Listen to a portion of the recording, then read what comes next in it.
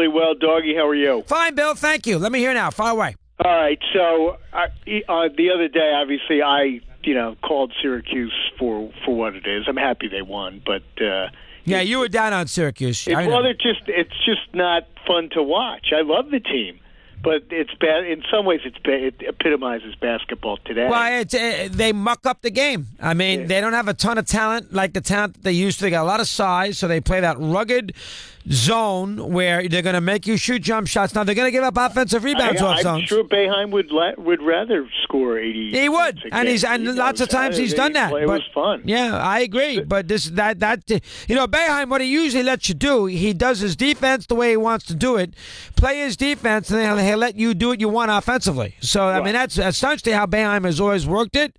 But that defense is long. It takes a little while to prepare. It's a tricky defense. And that's why Duke is going to be in good shape, because they know it. So and one other thing, I agree with you. I would go back to the CBS, just have one major network cover the tournament, have featured games, have packed the games in, and then if North Carolina is getting blown out by Texas A&M in the non-Carolina markets, go to a good game. Well, they can't. They're not going to do that anymore, though, Bill, because CBS cannot afford to pay the asking price of what the NCAA tournament wants.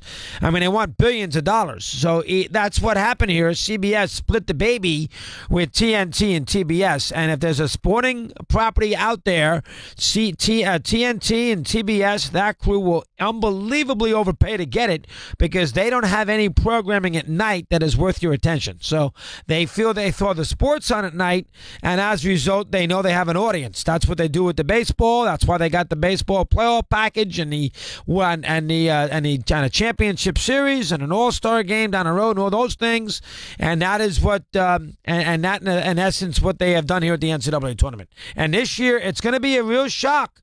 This year, for the first time, all the games in the Final Four that weekend are on TBS, and that's going to be a big surprise, and they're going to get mauled with the ratings. Now, they're going to not want to show you that, and they're going to try to spin it with, streaming devices and apps and all that nonsense. Bottom line is, people watching the games on TV Easter weekend they're going to get mauled. There's not going to be nearly as many eyeballs to the sets as they think.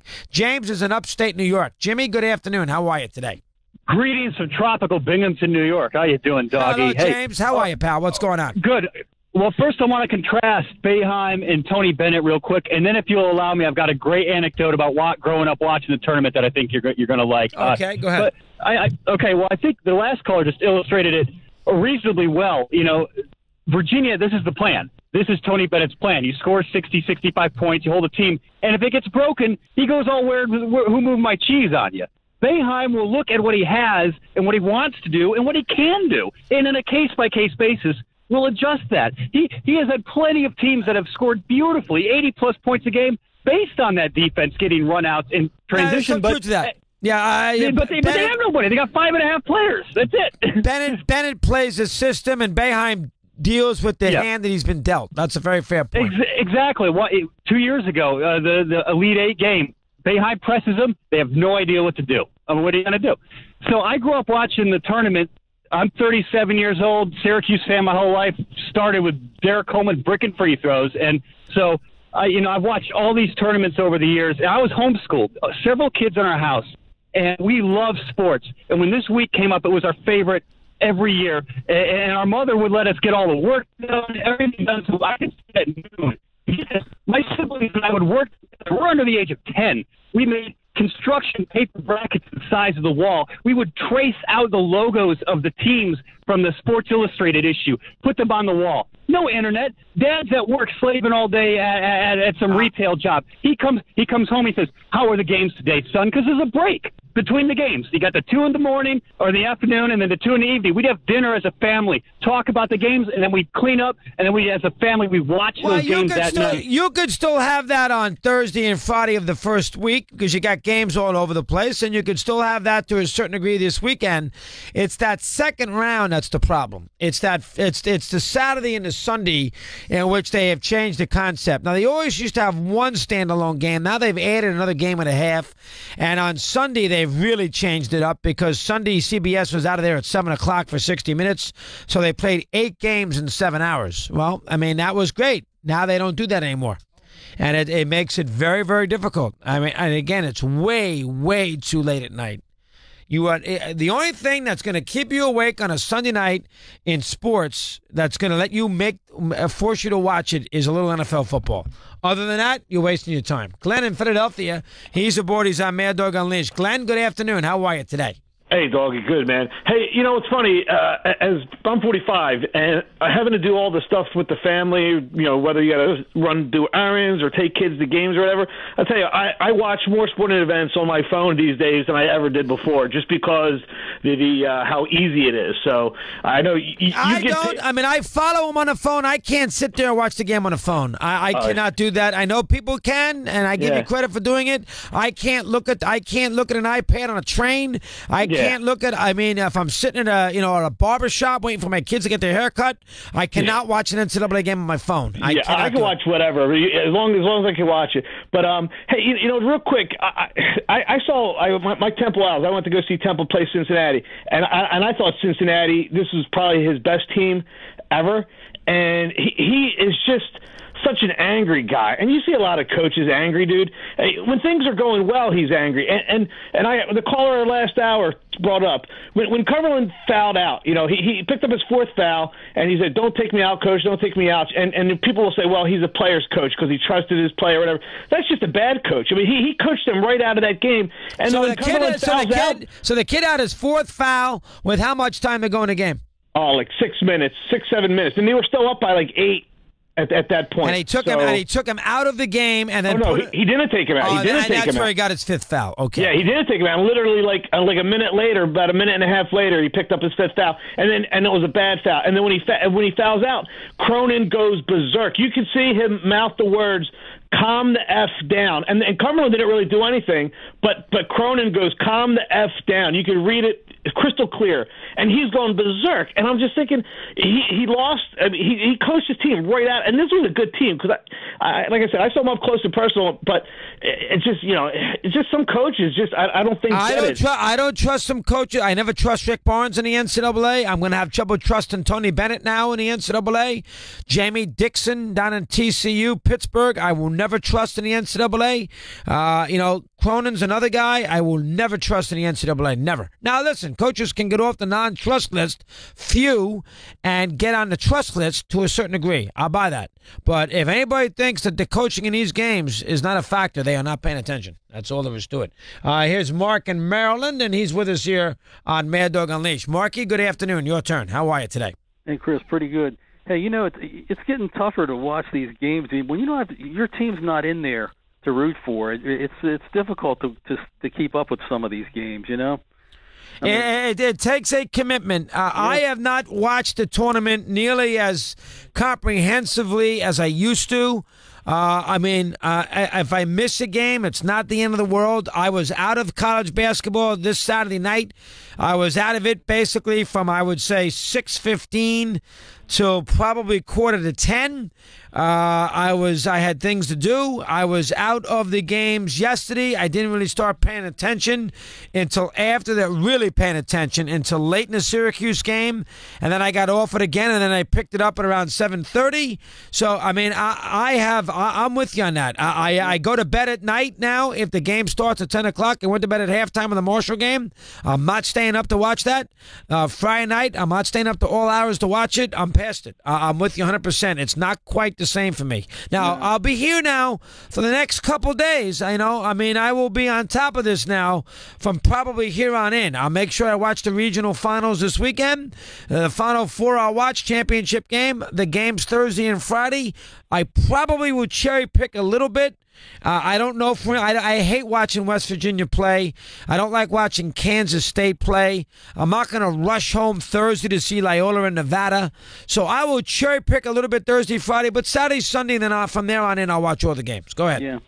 Yeah, that's true. I mean, you're right earlier too when you were talking about the first round. People like these upsets, but then when it's watered down, the ratings are not going to be good if some of these teams move on. People want to see. They want to see I guess it would be, but they want to see the Power 5 conferences later in this tournament. Teams they are familiar with, Loyola Chicago, Kansas State, Nevada, Gonzaga, Florida State, A&M to a certain degree. I know they're a Power 5 team, but there's about 5 or 6 teams here in the round of 16 that the average fan is, and that's what they're trying to attract, is not going to go run to watch. I can tell you that right now. Go ahead. I mean, if they get Villanova and Duke, like you were saying, I mean, that's a great game. If you get Kentucky in there somehow, you got to have. There's a few upsets are okay, but you got to have some power teams. You do. You need the blue blood teams. And again, a Duke-Villanova CBS semifinal is a great game. That's a must-watch. That's a tremendous game. And then the winner getting Kentucky. I mean, Michigan doesn't have a lot of great talent, Michigan. So I'm not sure if Michigan has drew up people. The year that they played in the championship game, they had a lot of great talent. They don't have great players per se. It's a little different Michigan team. So I'm not sure where they stand. You want to see the great player perform. The Duke-Villanova, there's great players. Bridges is a great player. Bagley's a great player. Trent's a great player. Brunson's a great college player. There are great players in that game. I don't know if these other teams. Kentucky's got Kentucky's got a ton of athletes. Oh, my God. They got 3 or 4 guys. The kid from Canada is phenomenal. We all know Knox is good. I mean, that's a talented team. And he knows what he's doing. See, there's another example.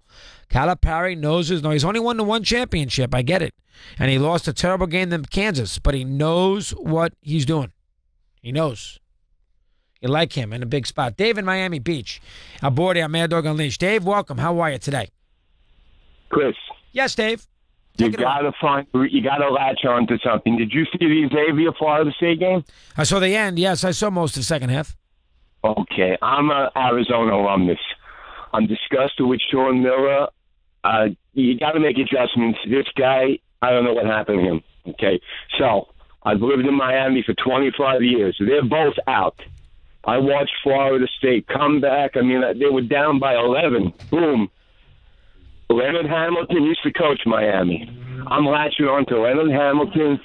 I'm watching these guys. This is the reason. I'm interested. I'm watching this game on my phone. I'm not even where I live. I'm up in Orlando. I'm watching it on a little phone. You know what? I'm looking forward to it. I'm enjoying it. Well, there you go. All right. I give you credit, Dave. And Florida State, he usually doesn't do anything in a tournament. Hamilton underachieves. That was a great win they had yesterday. They were down the whole way. Florida State, had a good win in that first round, beating Missouri by a whole bunch. That's a good win. And Xavier, we all knew that Xavier was not a good 1 seed. That we all knew that they were by far the weakest 1 seed. The whole world knew it. I knew it. Tori knew it. The whole world knew it. And we were right. They got picked off. I saw Xavier at the Garden. I wasn't impressed when they blew that second half against Providence. I knew they were vulnerable, and Florida State took advantage. The funny thing is that Florida State usually is the team that blows that kind of game. Not the team that wins that kind of game. Mike in South Carolina is on Mad Dog Unleashed. Michael, good afternoon. How are you today? Well, I'm great. It's always a great weekend when the tar wheels go down and my Blue Devils advance. I caught a lot of grief last year. My phone got lit up when we got bounced by the Roosters in the second round, and Carolina went on. My phone was real silent today, Chris. And I took the high road. I didn't call none of them up. I didn't want to rub it in because they got just embarrassed. Oh, they got killed in the game. They got killed. And I was shocked, Chris. I understand what you're saying about Virginia, but I really bought into this team because they showed me something all season. They're the only team that beat us at home. We only had 1 home loss. I know, 65-63. I understand that. I understand, but at the end, you're right. Me and my son watched it.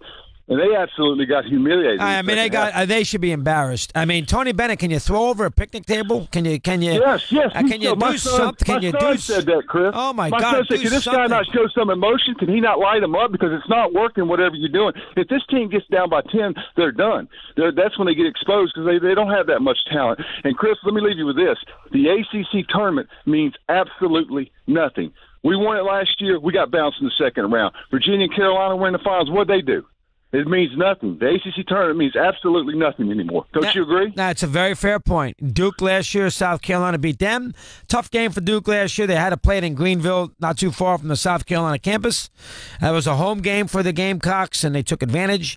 And South Carolina beating Duke's a big deal. And I agree. The ACC, all these conference tournaments, look at Providence. Providence busted their rear end in their conference tournament, and they lose. Now, they lost to a good team, but they lose in the first round of the NCAA. Carolina, we know about, out. First round NCAA. Second, Tennessee busted their rear end all year long. Boom, what happened to them? Out. There is just no predictability from one tournament to the next. That's the problem.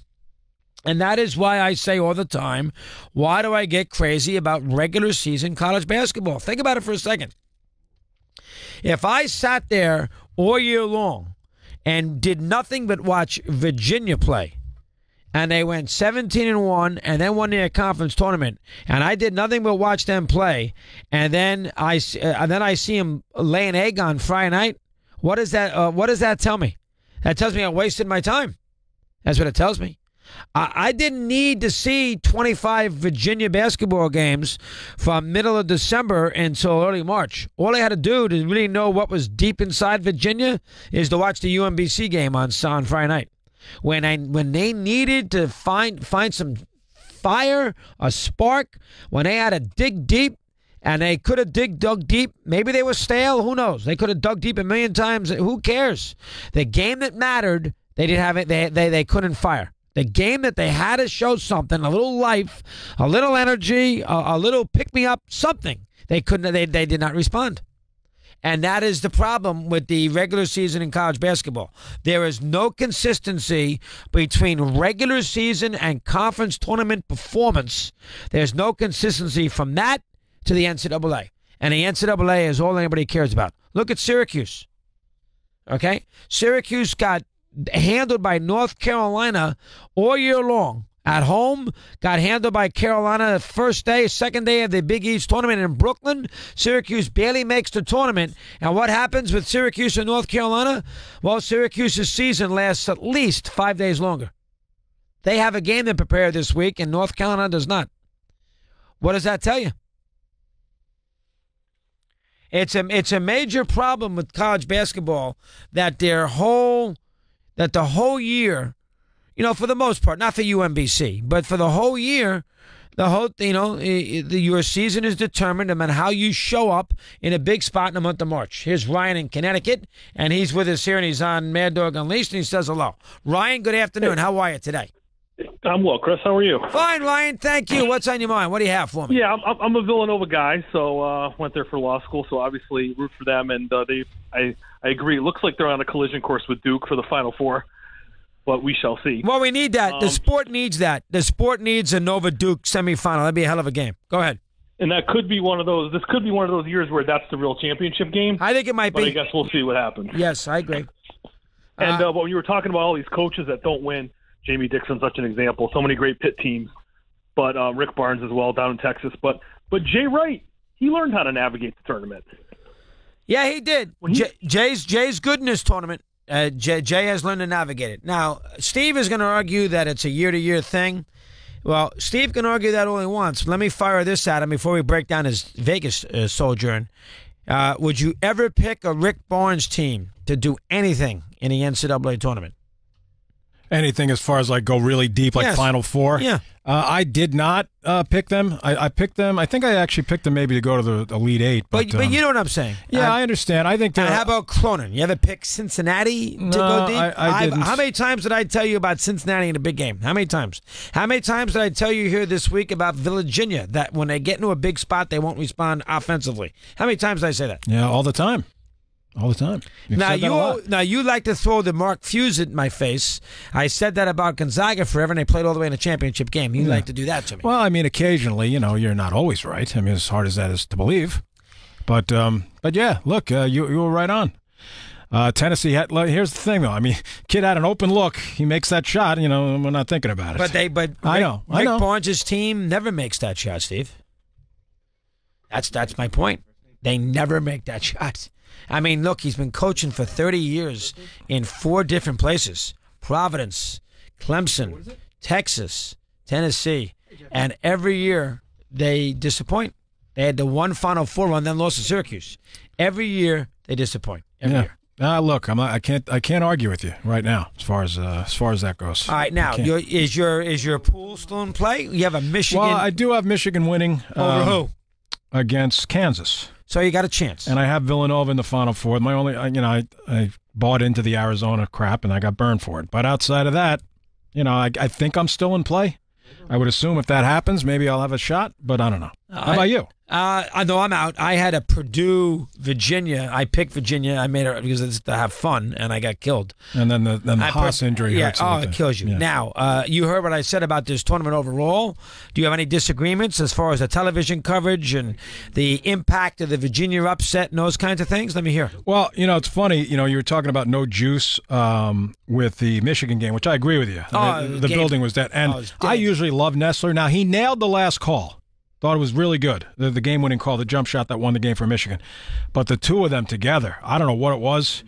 They were like out of it the whole day. I don't know if he wasn't feeling well. I mean, usually he's really good. Like I said, he nailed the final shot. I'll give him credit for that. I did not see the Seton Hall Duke game, which is the first game. Seton Hall Kansas game, which is the first game there that day. I didn't see that game. Yeah, I only saw late because I was on the plane and then I was watching on my phone and then I got home, so I didn't get a lot of the broadcast either. But whatever. But anyway, I was saying to myself, think about last night. Although it sounded like the arena was pretty good in San Diego, you had Auburn and Clemson. Okay? In a terrible game.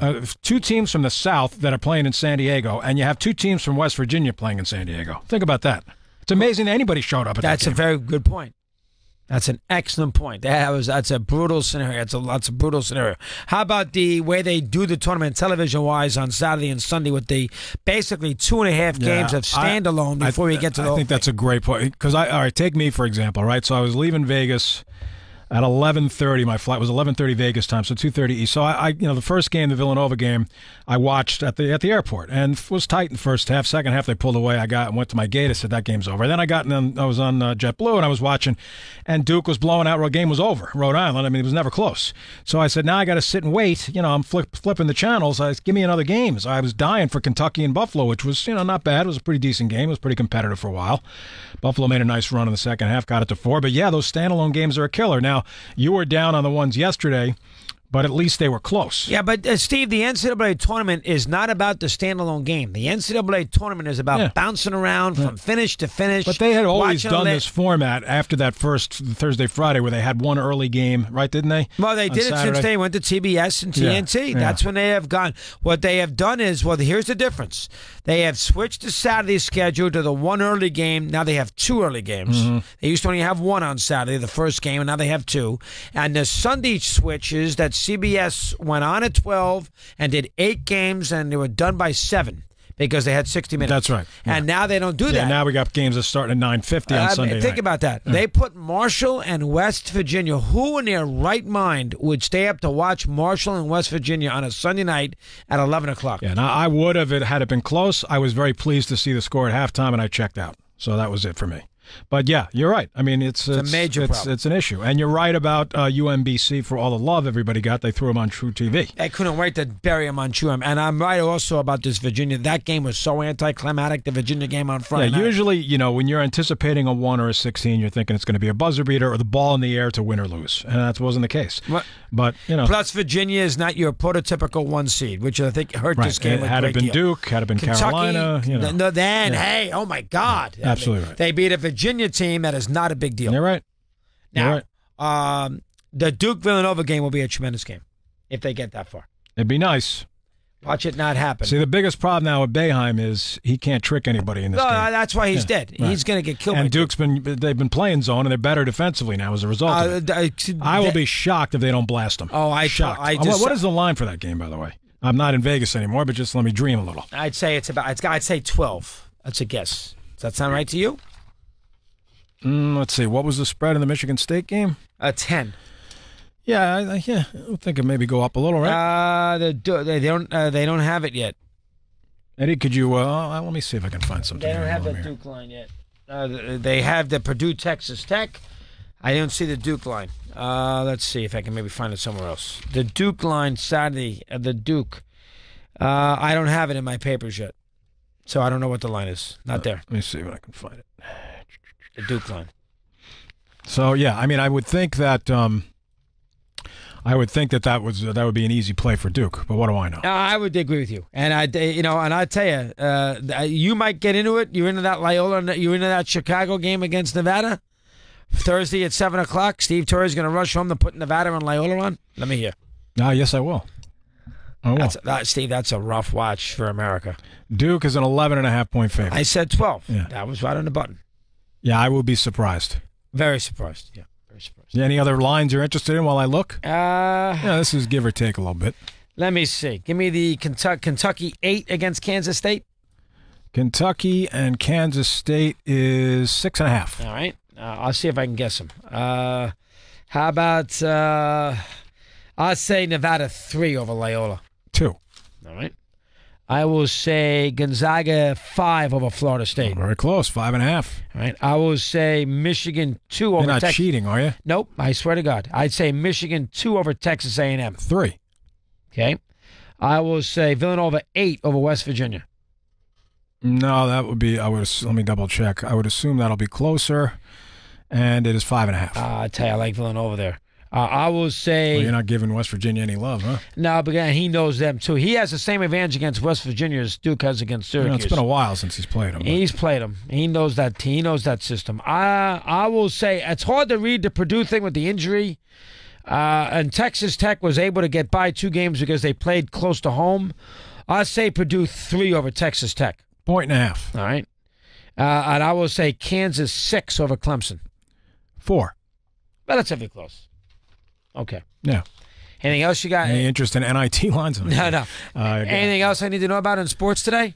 Well, let's see. You know about Ty Lue, obviously stepping away from the Cavs. We'll talk about that in a minute. Penny Hardaway looks like they're going to officially name him. Yep. Larry Brown going to go down there with him? You know, he was rumored originally to be on the staff. I'm not sure if that's fact or not. I don't think so. And the Redskins signed corner Orlando Scantrick from the Cowboys. I 12 in front of the hour here on Mad Dog Unleashed. Mad